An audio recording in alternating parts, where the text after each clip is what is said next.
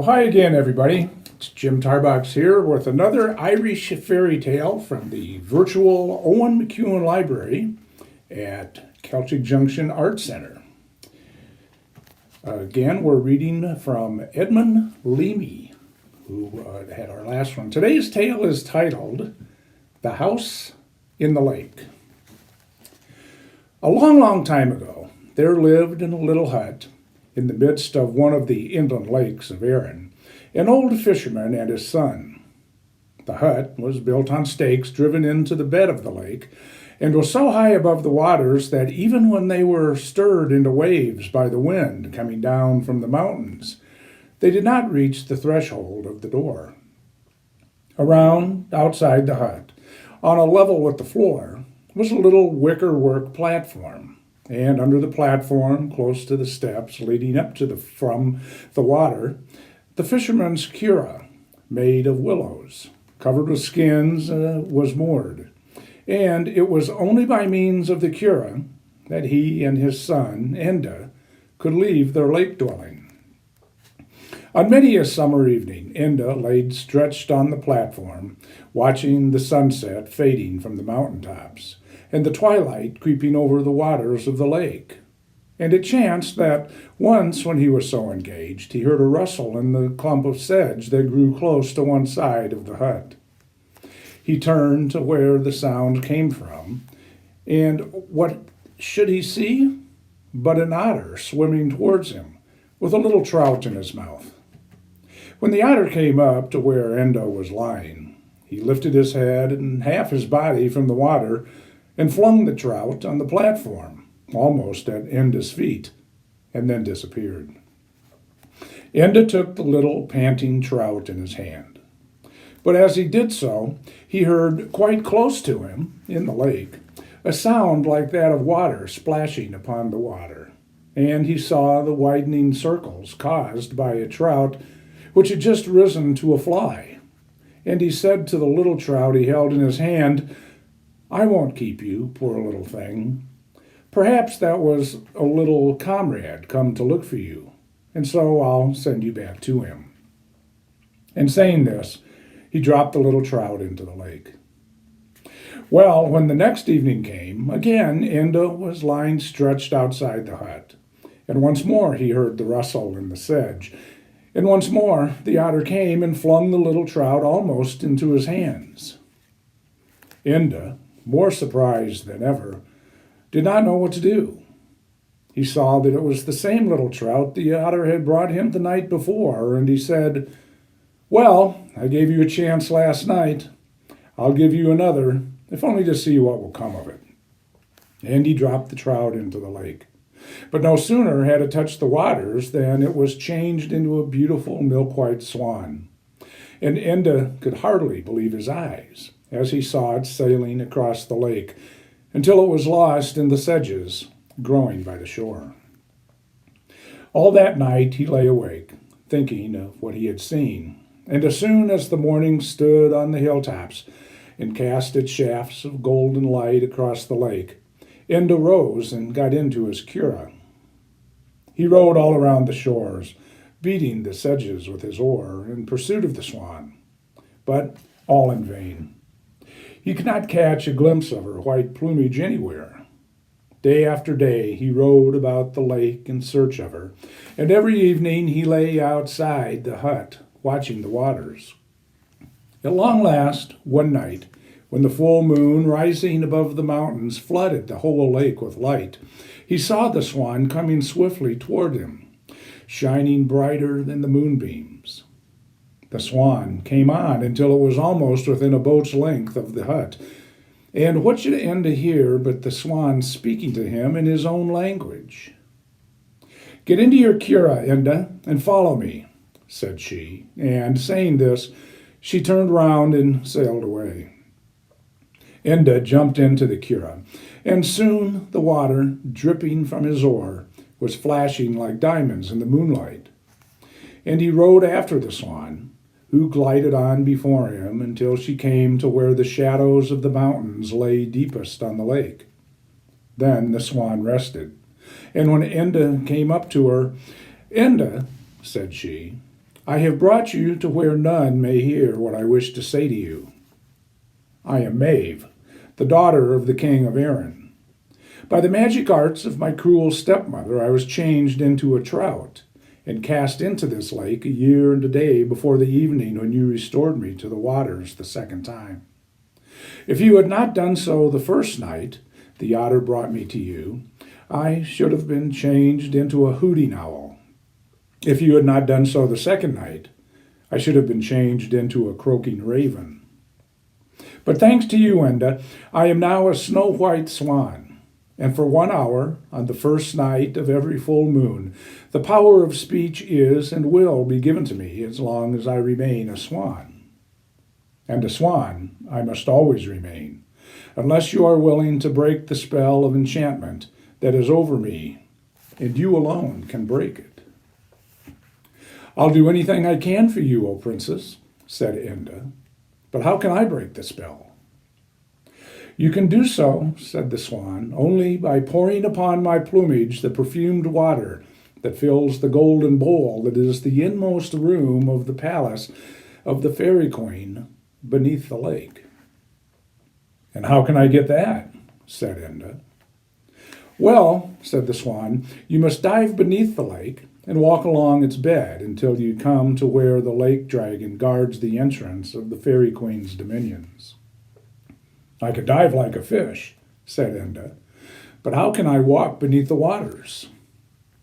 You can do it easily enough, said the swan, if you get the water dress of Brian, one of the 3 sons of Turin, and his helmet of transparent crystal, by the aid of which he was able to walk under the green salt sea.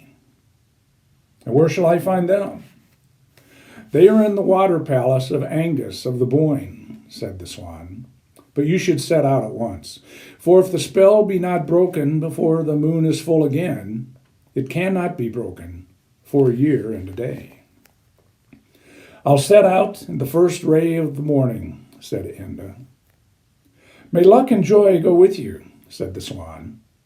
And now the hours of silence are coming upon me, and I have only time to warn you that dangers you little dream of will lie before you in your quest for the golden cup.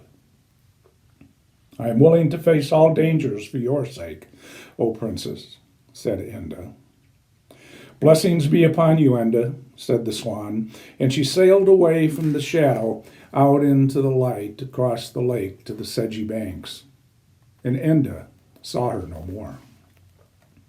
He rode his cura home, and he lay on his bed without taking off his clothes. And as the first faint glimmer of the morning came slanting down the mountains, he stepped into his cura and paddled across the lake and took the road toward the water place of Angus of the Boyne. When he reached the banks of the glancing river, a little woman dressed in red was standing there before him. You are welcome, Enda, said she, and glad am I to see the day that brings you here to help the winsome Princess Maeve. And now wait a second, and the water dress and crystal helmet will be ready for you. And having said this, the little woman plucked a handful of wild grasses, and she breathed upon them 3 times, and then flung them on the river. And a dozen fairy nymphs came springing up through the water, bearing the water dress and crystal helmet and a shining spear. And they laid them down upon the bank at Enda's feet, and then disappeared. Now, Enda, said the fairy woman, take these. By the aid of the dress and the helmet, you can walk beneath the waters. You will need the spear to enable you to meet the dangers that lie before you. But with that spear, if you only have courage, you can overcome everything and everyone that may attempt to bar your way. Having said this, she bid goodbye to Enda, and stepping off the bank, she floated out upon the river as lightly as a red poppy leaf. And when she came to the middle of the stream, she disappeared beneath the waters. Enda took the helmet, dress, and spear, and it was not long until he came to the sedgy banks where the little boat was waiting for him. And he stepped into the cura. The moon was rising above the mountains. He rowed on until he came to the hut, and having moored the boat to the door, he put on the water dress and the crystal helmet, and taking the spear in his hand, he leaped over the side of the curragh and sank down and down until he touched the bottom. Then he walked along without minding where he was going, and the only light he had was the shimmering moonlight, which descended as faintly through the waters as if it came through muffled glass. He had not gone very far when he heard a horrible hissing, and straight before him he saw what he thought were two flaming coals. After a few more steps, he found himself face to face with the dragon of the lake, the guardian of the palace of the Fairy Queen. Before he had time to raise his spear, the dragon had wound its coils around him, and he heard its horrible teeth crunching against the side of his crystal helmet, and he felt the pressure of its coils around his side, and the breath almost left his body. But the dragon, unable to pierce the helmet, unwound his coils, and soon Enda's hands were free, and before the dragon could attempt to seize him again, he drove his spear through one of its fiery eyes. And writhing with pain, the hissing dragon darted through a cave behind him. Enda, gaining courage from the dragon's flight, marched on until he came to a door of dull brass set in the rocks. He tried to push it before him, but he might as well have tried to push away the rocks. While he was wondering what he should do, he heard again the fierce hissing of the dragon, and saw the red glare of his fiery eye dimly in the water. Lifting his spear and hastily turning round to meet the furious monster, Enda accidentally touched the door with the point of the spear, and the door flew open. Enda passed through, and the door closed behind him with a grating sound, and he marched along through a rocky pass which led to a sandy plain. As he stepped from the pass into the plain, the sands began to move as if they were alive. In a second, 1,000 hideous serpents, almost the color of the sand, rose hissing up, and with their forked tongues made a horrible poisonous hedge in front of him. For a second, he stood dismayed, but then, leveling his spear, he rushed against the sedge of serpents, and they, shooting poison at him, sank beneath the sand. But the poison did not harm him because of his water dress and crystal helmet. When he had passed over the sandy plain, he had to climb a great steep, jagged rock. When he got to the top of the rock, he saw spread out before him a stony waste without a tuft or a blade of grass. At some distance in front of him, he noticed a large, dark object, which he took to be a rock. But on looking at it more closely, he saw that it was a huge, misshapen, swollen mass, apparently alive. And it was growing bigger and bigger every moment.